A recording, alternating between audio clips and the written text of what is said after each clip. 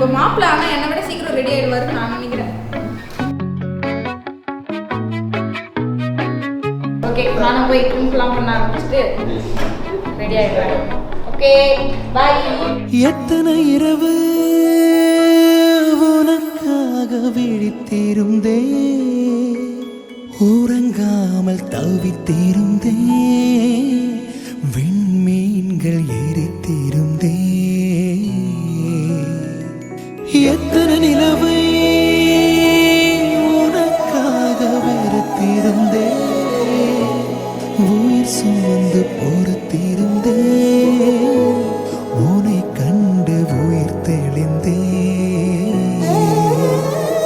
நீ ஒரு பாதி என்றும் நான் ஒரு பாதி, காதல் ஜோதி பெண்ணழகே, மண்ணும் பின்னும் போனாலும் மாறாது இந்த சொந்த